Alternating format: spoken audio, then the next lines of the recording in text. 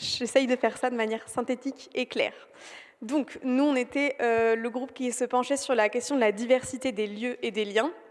Et donc, on a 5 sous-thématiques, on va dire, qui sont sorties. Donc, je vais détailler sur la question des questions actuelles, des trajectoires à venir, des partenariats et réseaux, des enjeux démocratiques et des expériences inspirantes, avec 2 ou 3 points dans ces sous-catégories. Donc, sur les 3 points qui sont ressortis sur les questions actuelles, un premier point assez court qui est le principe de ne pas décorréler le lieu du projet politique, le lieu de l'université populaire du projet politique. Donc ça, c'est un principe qu'on pose, qu'on proposait de poser. Le deuxième point, c'est la question de penser des lieux diversifiés pour les universités populaires, donc qui soient itinérants, qui soient fixes, qui soient dans la durée, qui soient éphémères, mais qu'à chaque fois, il y ait le principe d'aller vers, de choisir les lieux, d'organiser les lieux avec ce principe qui guide. Et le troisième point sur les questions actuelles qu'on a identifiées, le fait de garder des liens physiques et de lutter contre le fait de basculer dans le tout numérique. Et que dans tout ça, on sait bien qu'il y a des réalités matérielles qui vont être contraignantes, mais d'essayer de rester maître et maîtresse de nos choix dans le choix des lieux, du numérique, du présentiel, etc. Donc ça, c'était pour les 3 questions actuelles. Sur la question des trajectoires à venir, donc 3 points également. Le premier point, qui est l'importance des stratégies pour rendre accessibles les universités populaires. Et donc, dans ce cadre, de partir du principe que tout type de qu'on veut donner la place à tout type de savoir et à toute personne pour le transmettre comme pour le recevoir. Et donc tout ça ne peut fonctionner qu'avec une stratégie claire pour aller en ce sens. La deuxième chose, c'est d'accentuer sur la rencontre et la confrontation des savoirs. Pas seulement la transmission, mais bien de les mettre en confrontation. Et dans les trajectoires à venir, il y a la proposition d'un slogan, qui est donc « Université populaire par tous et toutes », Université populaire pour tous et toutes, et Université populaire partout, pour nos trajectoires à venir. La révolution est en marche. Voilà. Ensuite, sur la thématique partenariat et réseau, donc en lien avec, encore une fois, les lieux et les liens des universités populaires, 3 principes qu'on pose. Premier principe, l'idée que tout lieu est potentiellement un lieu de savoir et d'apprentissage, et donc que ce n'est pas le lieu qui fait le savoir, mais bien ce qu'on y amène. Ça, c'est un premier principe qu'on pose. Le deuxième principe qu'on pose, c'est d'affirmer qu'aucun lieu, partenariat ou implication dans un réseau n'est neutre. Et donc que tout doit résulter de choix qu'on doit assumer et dont l'objectif doit être l'émancipation. Mais que du fait qu'il n'y ait pas de neutralité, ce sont des choix et qu'on ne peut qu'assumer ces choix et donc aller vers l'émancipation. Et la troisième question sur l'aspect partenariat réseau, c'est la nécessité profonde pour les universités populaires d'articuler les partenariats, les lieux, les réseaux, les publics, avec le propos qui est porté par l'université populaire et avec les problématiques liées au territoire sur lequel l'université populaire a lieu. Et donc, un prérequis à ça, pour avoir une cohérence dans cette articulation, c'est qu'il y ait des personnes du territoire en question dans l'organisation de l'université populaire, dans l'équipe qui porte la construction. Pas seulement dans les personnes qui interviennent ou les qui participent, mais bien dans les personnes qui vont organiser et porter le projet. Voilà, sur les partenariats et réseaux. C'est tout bon. Ensuite, sur la question des enjeux démocratiques que tout ça soulève, 2 gros points. La question de la posture. Donc, la question de la posture et la question des objectifs. Sur la question de la posture et les enjeux démocratiques qui y sont liés, pareil, des principes ou des volontés qu'on pose. La question qu'on a évoquée, mais qui revient comme un enjeu démocratique premier, que ce soit par, pour et avec les participants et les participantes, les universités populaires, que la posture à adopter soit active et interactive, qu'elle soit inclusive et qu'elle soit interculturelle au sens très large de ce terme, de l'âge, du genre, du milieu social, du territoire, de la culture au sens très très large, mais que justement ce soit riche par cette interculturalité. Donc ça, c'est pour les détails sur la posture. Et sur les objectifs liés aux enjeux démocratiques derrière ces universités populaires, donc il y en a plusieurs. Avoir toujours l'objectif d'outiller l'esprit critique, et notamment en questionnant nos biais de représentation qui préexistent au fait d'arriver à l'université populaire. Deuxième objectif, d'encapaciter les gens à dialoguer à travers des modèles de démocratie, en proposant des modèles de démocratie qui soient directs et continus. Ensuite, d'avoir une accessibilité et une proximité de ces structures qui soient proposées par le biais des universités populaires qui ont lieu. Et enfin, d'assumer que c'est à travers la différence des points de vue et seulement en s'appuyant sur cette différence des points de vue qu'on peut comprendre la complexité du monde et donc en accepter les nuances et donc en accepter la diversité pour les objectifs qu'on veut y mettre et qui répondent pour nous à ces enjeux démocratiques. Et enfin, pour finir sur les expériences inspirantes, il y a la question des conventions citoyennes qu'on trouvait inspirantes et très proches potentiellement du modèle des universités populaires qu'on souhaiterait, et donc qui peut être un cadre appropriable ou déclinable en tout cas, à la condition d'être co-construit et donc saisissable profondément par les personnes qui participent. Mais en tout cas, ce modèle-là, comme première expérience inspirante. Et la deuxième, qui va un peu synthétiser tout ce qu'on s'est dit, c'est bien que les universités populaires ne soient pas statiques et figées, mais bien dans une démarche perpétuellement proactive, et surtout sur la question du réseau et de création du lien social. Et notamment avec un outil qui est celui de la pédagogie sociale, et donc d'aller et de partir du lieu de vie des gens pour co-construire et pour impliquer les gens et relier toutes ces questions de territoire, de diversité, des lieux et des liens.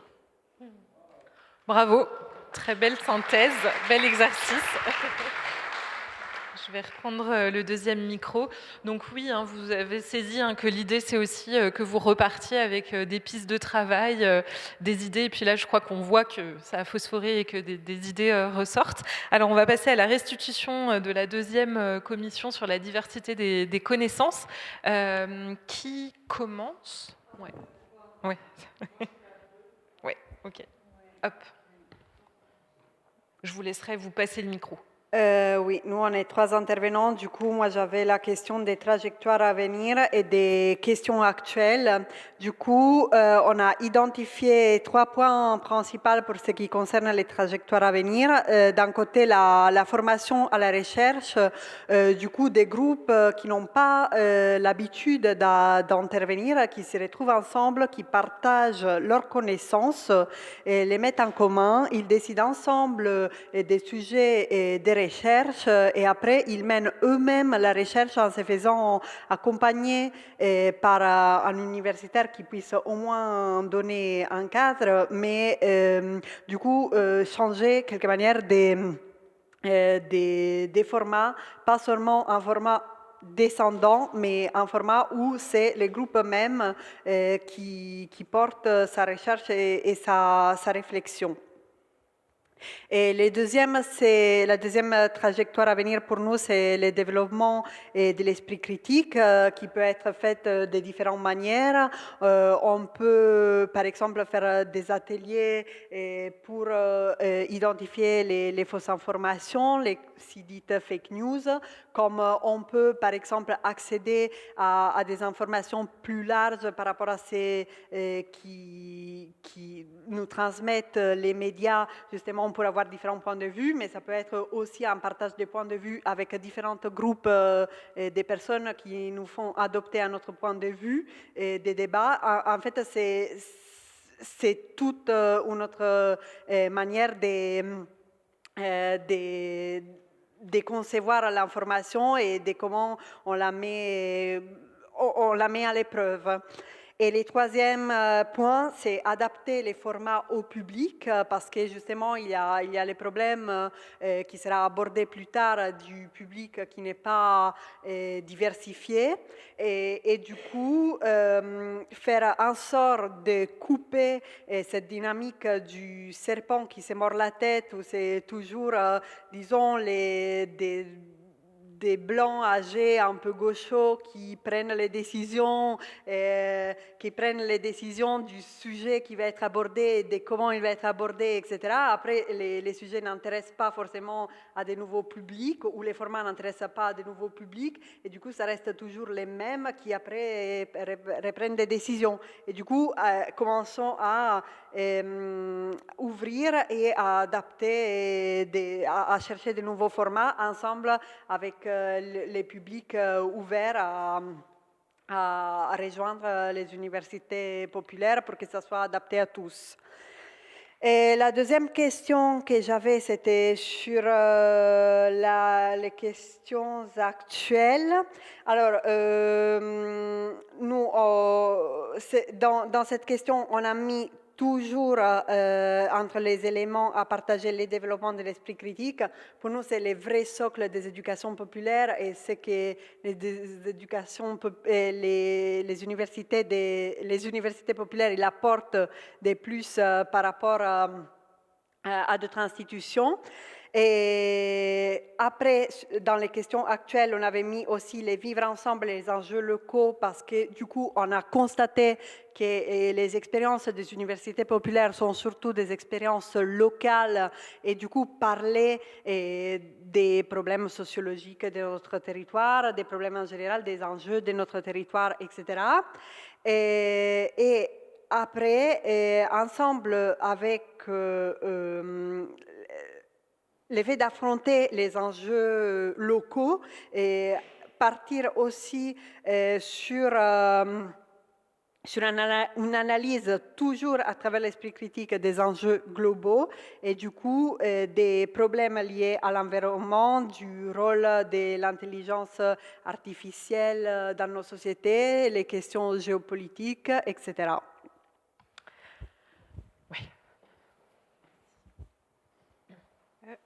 Ensuite, sur les partenariats réseaux et les expériences inspirantes, on va commencer par les expériences inspirantes.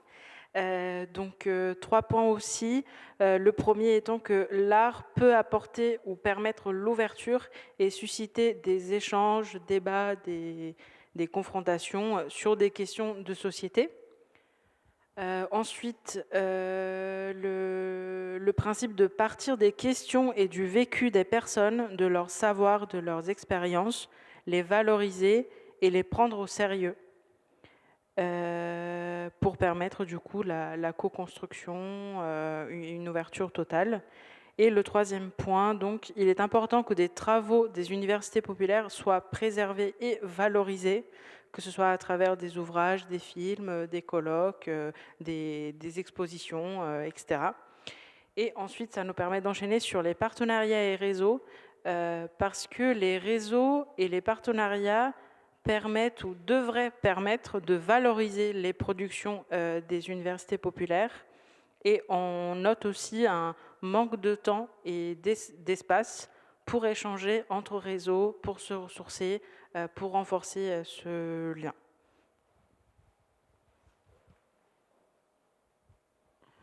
Et donc pour finir sur à la fois les enjeux démocratiques et ensuite sur les enjeux environnementaux, ce qui est ressorti de nos discussions. Bon, c'était assez dur de tout résumer en 3 points, mais bon, on l'a fait quand même. C'est d'abord la question de l'attractivité des universités populaires, donc la question de comment attirer de nouveaux publics et faire en sorte que tout le monde puisse y trouver sa place.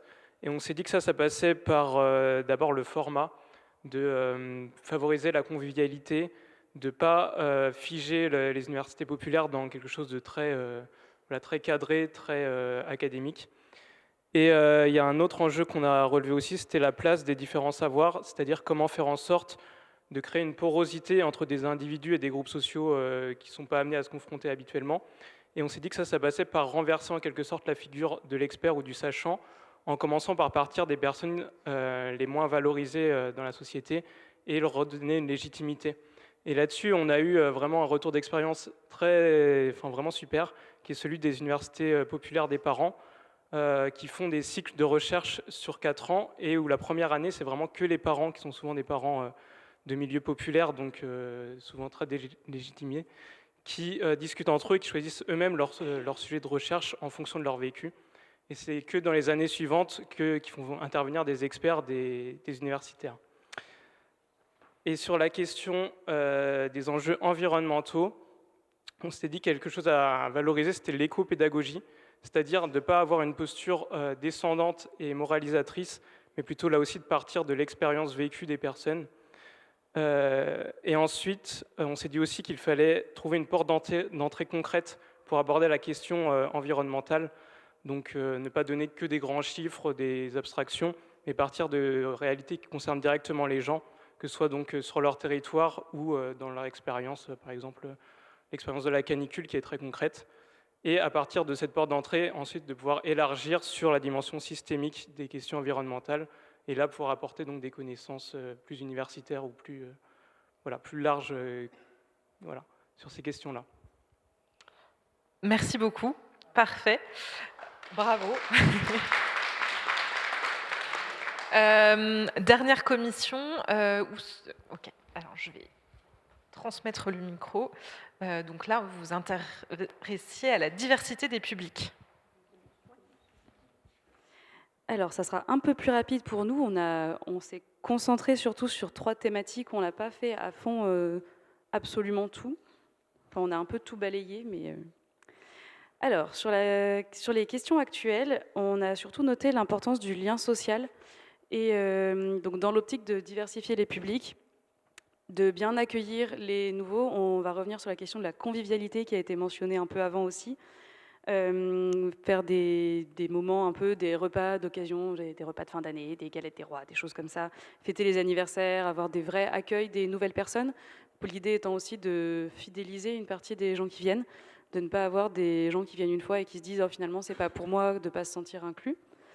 On a pas mal parlé aussi de tout ce qui était de développement du sens critique, comme les autres groupes avant nous aussi, j'ai l'impression.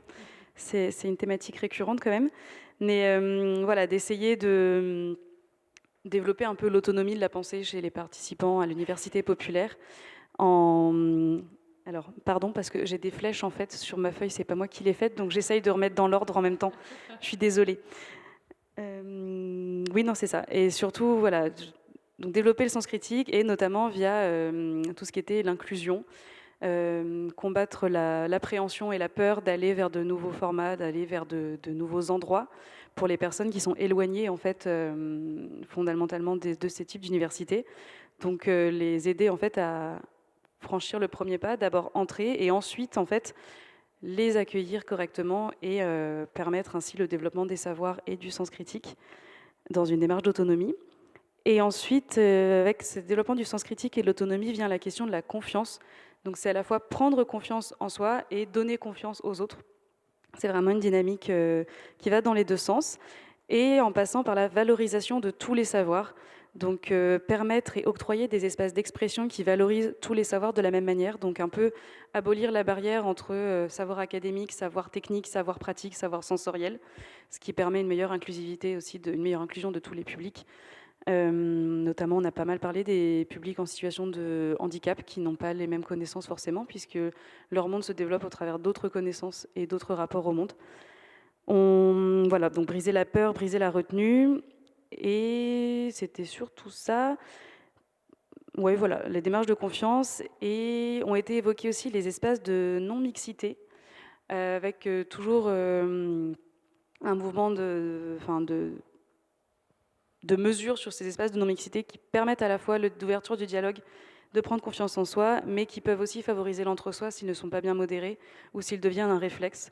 Donc voilà, pour les questions actuelles, ce sont les points principaux qui ont été abordés. Donc lien social, sens critique et la confiance.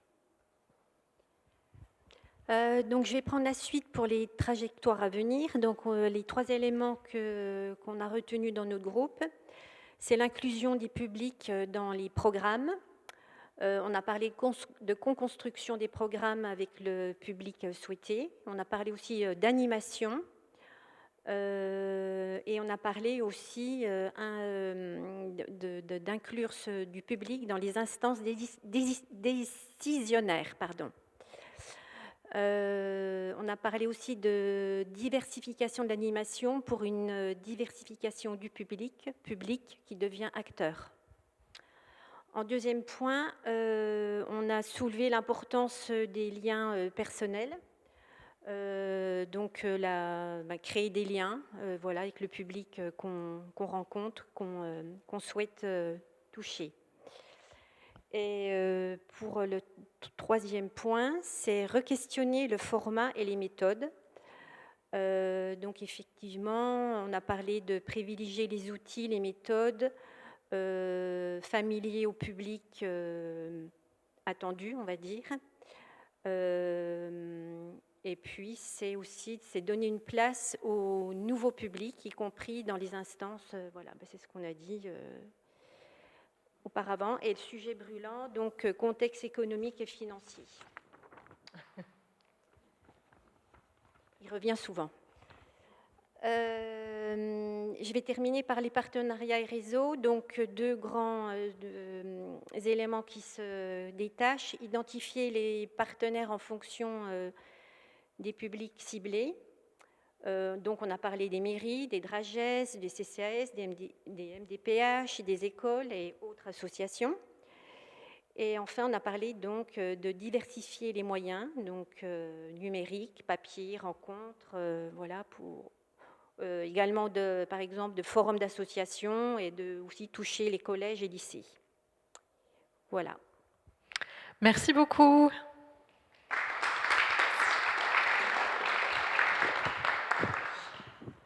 Alors du coup, on va arriver à la conclusion de toute cette journée. L'idée, c'est effectivement là qu'on conclut finalement cette série d'ateliers qui ont eu lieu en juin et en septembre. Cette journée-là, elle vient conclure ce temps de travail-là. Et du coup, Dominique de Mangel et Marc de Montalembert, vous allez nous faire un petit résumé de la suite des épisodes. Oui, enfin, je vais surtout pas faire de conclusion, hein, donc ne vous inquiétez pas. Hein. On n'est pas sur la conclusion, on est plutôt sur une réflexion sur la suite, parce que la démarche qu'on avait engagée, d'abord, c'était conformément à notre positionnement habituel de donner plus à voir sur le sujet, de voir s'il pouvait y avoir des réflexions méthodologiques, et puis ensuite, s'il pouvait y avoir des suites et comment on travaillait ou on engageait un petit peu des démarches qui pouvaient nourrir des actions pour la suite. Alors, sur le premier point, c'est-à-dire sur le donner à voir, je vais peut-être passer la parole à Marc qui a des idées là-dessus et puis je reviendrai sur les deux autres points après. Merci. Depuis 130 ans, notre maison publie une revue qui s'appelle Vie sociale. Là, vous avez le dernier numéro qui concerne quel travail social face aux enjeux éco-sociaux. Ça tombe en plus avec la COP30, c'est parfait. Et donc, nous publions 4 numéros par an. C'est publié chez RS et ça se trouve sur la plateforme numérique Kern, que vous connaissez probablement, et Kern International. Alors pourquoi je fais cette publicité? C'est parce que nous avons l'intention, avec le FONGEP, si possible, de faire un numéro qui va reprendre un petit peu le travail que vous venez d'effectuer, que nous venons d'effectuer, à la fois des séminaires, à la fois de ceci, et puis de faire appel à un certain nombre d'intervenants, d'auteurs et d'autrices qui vont pouvoir écrire certains articles de façon à avoir un numéro. Pour le moment, dans ma tête, c'est un peu les universités populaires, 2 points. Est-ce que c'est après, est-ce qu'il faut mettre quelque chose de particulier ou rester sur les universités populaires ou est-ce qu'il faut ajouter éducation populaire avec un point d'interrogation? Enfin, le titre sera important. la problématique n'est pas encore totalement écrite pour une raison très simple, c'est que je souhaitais avoir l'ensemble de la journée des travaux. J'aimerais bien récupérer d'ailleurs tous les papiers des différentes interventions des ateliers. Et ça a été enregistré aussi ce matin. Voilà, parce que, à la limite, enfin pas à la limite, j'envisage d'ailleurs un article reprenant ces différentes propositions. C'est-à-dire que ce qui a été fait aujourd'hui ne restera pas lettre morte, enfin ce sera écrit en tout cas. Et voilà, on voudrait donc ce numéro, il est prévu pour le début de l'été 2026. Donc ça nous laisse à peu près 6 mois pour le composer, c'est à peu près ce qu'il nous faut d'ailleurs pour faire un numéro. Certaines d'entre vous seront appelés à y contribuer directement et j'ai déjà demandé à tel ou tel par des articles. Alors, ce sont des articles un peu à caractère universitaire, je le reconnais, donc c'est pour ça que tout le monde ne peut pas facilement écrire, mais tout le monde aura voix au chapitre. Et puis, on essaiera de diffuser très largement et en particulier de vous donner l'accès à ce numéro, tous ceux qui avaient bien voulu participer et contribuer à ces séminaires tout au long du mois de juin, du mois de septembre et maintenant au mois de novembre. Voilà. Merci. Du coup, Dominique, peut-être, oui. Merci beaucoup, Marc. Donc, vous avez la réponse à la première question sur la connaissance. Alors après, sur l'ensemble de la démarche, d'abord, moi, je voulais remercier abondamment tous les participants, tout votre travail de cet après-midi et toute votre attention qui démontre, s'il en était besoin, l'intérêt effectivement de la réflexion qu'on a engagée sur l'idée de voir comment on pouvait en tirer des enseignements un peu en termes de méthodologie et d'outils pour la suite. À cet égard, il y a deux éléments qui, moi, me frappent dans les rendus de cet après-midi. Il y en a beaucoup plus, mais ça ne veut pas dire que j'appauvris la pensée, mais simplement deux éléments qui me paraissent extrêmement importants, qui est le développement de l'autonomie de la pensée, c'est-à-dire l'idée qu'on construit une pensée riche par différents outils, par différents moyens et par différents créneaux. Et puis le deuxième, c'est le croisement avec le territoire. Je pense que c'est un élément extrêmement important, un élément fondamental de la construction et de la réalité de projets, d'avoir constamment un ancrage dans le local, ça a été dit, sur la participation de représentants locaux, sur le fait que le territoire, donc ça je pense que c'est un élément très important de la construction de projets. Et c'est vrai que j'ai un péché mignon à cet égard. Je pense qu'une des thématiques sur lesquelles je pense que la démarche des universités populaires pourrait s'appliquer de façon extrêmement simple est celle du virage écologique, où on a un croisement des savoirs qui est, n'a pas besoin de le chercher, il est sous nos yeux. Donc c'est un élément qui me paraîtrait un terrain d'application, et je m'arrêterai là peut-être sur la dernière réflexion qui est celle comment aller plus loin, comment est-ce qu'on peut poursuivre la démarche. Je crois que c'est par le croisement de toutes les réflexions méthodologiques que vous avez faites et par celle de thématiques. Je viens de citer la thématique du virage écologique qui est assez large, mais il peut y en avoir des troncs. Et donc, ma suggestion, mon interpellation est de dire, est-ce qu'il y a effectivement des thématiques sur lesquelles on peut entrer par une démarche telle que celle qui a été celle des universités populaires ou celle que vous avez nourrie cet après-midi et qui permettrait d'aller un petit peu plus loin, de faire un peu bouger les choses et d'entrer dans de nouvelles logiques d'action. Voilà. Et donc, pour cette dernière démarche, je vais dire, on n'est pas moi, mais le CDA, c'est à votre disposition pour continuer à y réfléchir ensemble, si vous le souhaitez, avec le FONGEP qui, je pense, s'associe totalement à cette démarche. Voilà. Merci à tous. Bon après-midi. Bon retour pour ceux qui n'étaient pas parisiens. Et à vos dispositions. À très vite. Et petit point d'information, on vous enverra pour tous les participants aux ateliers, à la réunion de ce matin, à la fois le PowerPoint de ce matin qui résumait un petit peu les ateliers et aussi le PowerPoint historique qui n'a pas pu être projeté ce matin pour indisponibilité de notre historienne, mais qui nous avait envoyé un très joli PowerPoint qu'on a pu récupérer et qu'on vous adressera en même temps que celui du travail sur les ateliers. Voilà, merci à tous et à très vite.